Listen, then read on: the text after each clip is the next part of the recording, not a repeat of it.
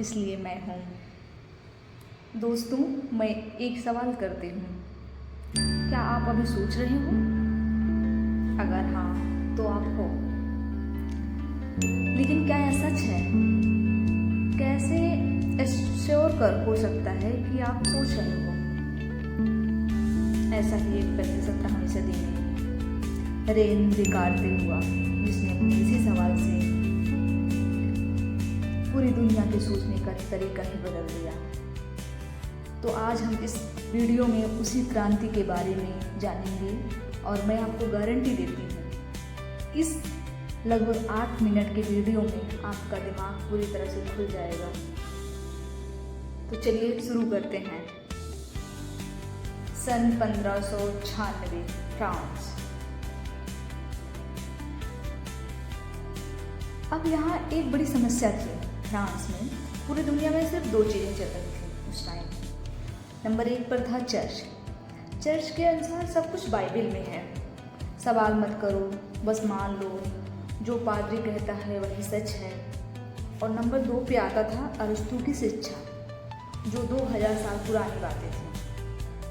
हर university में यही सिखाई जाती थी। कोई सवाल नहीं, कोई प्रश्न नहीं, बस याद कर लो, रट लो। और फिर आते हैं रेन डिकार्ते। ये लड़का अभिजात परिवार से था, हर सुविधा थी, लेकिन उनके दिमाग में एक आग थी।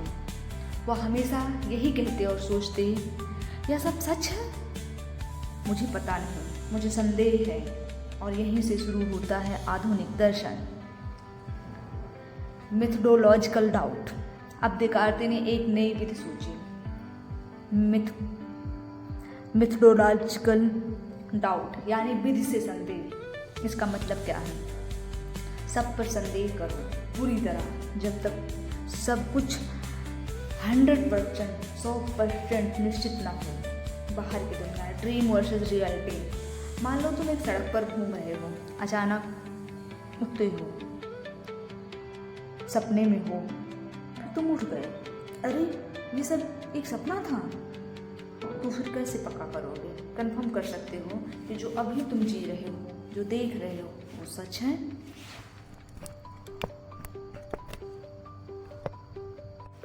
तुम्हारी आंखें गलती कर सकती हैं, क्योंकि जब ट्रेन में तुम बैठते हो, तुम डाउट करते हो कि स्टेशन चल रहा है या ट्रेन, सूर्य घूमता है या पृथ्वी। इट मीन्स इंद्रियां ही संदेह करती हैं। इसी प्रकार आप गणित, मैथ को, जिसको आप सबसे बड़ा मानते हो कि सत्य है, यह भी एक संकट है। गणित तो पक्का सच होना चाहिए, है ना? 2 + 2 = 4, ये हमेशा होता है। लेकिन डिकार्ते कहते हैं, क्या कोई भ्रामक सत्य मुझे गलत गणित सिखा रही है? गणित पर भी संदेह करो। तो अब क्या बचा? सब कुछ छीन लिया। कोई बाहर की दुनिया नहीं, कोई इंद्रिया नहीं, कोई गणित नहीं, सब खाली खाली।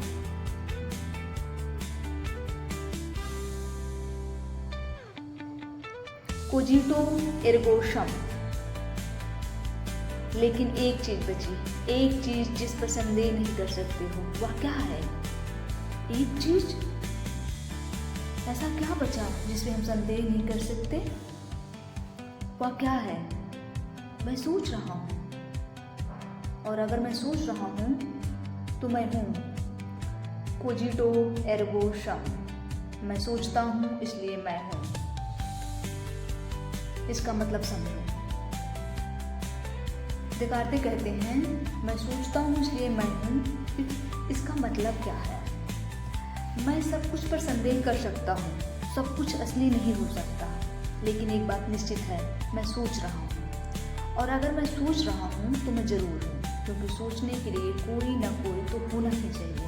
यह सबसे बड़ी सच्चाई है, इससे संदेह नहीं कर सकते हो। यहीं से यकीन शुरू होता है। और अब डिकार्ते जीत गए, हजारों सालों की परंपरा को तोड़ दिया। फिर उत्पन्न होता है एक नया विचार, द्वैतवाद। लेकिन यहीं से एक नई समस्या शुरू होती है। अगर मैं सोच सकता हूँ तो मेरा सोचने वाला कौन है? मन, शरीर, दोनों। डिकार्ते कहते हैं ये दोनों अलग अलग हैं। दिमाग, माइंड एक तरफ, मन, माइंड सोचता है, महसूस करता है, चेतन है, अजीब रहस्य है, और दूसरी तरफ बॉडी, यांत्रिक है, मैकेनिकल, एक मशीन की तरह, हड्डियाँ, मांस, रक्त नियमों से चलता है। लेकिन ये अलग अलग होते हुए जुड़े हैं कैसे?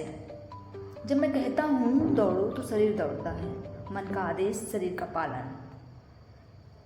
यह मन शरीर समस्या माइंड बॉडी प्रॉब्लम कहलाती है और 400 साल बाद भी वैज्ञानिक इसे सुलझाने की कोशिश कर रहे हैं।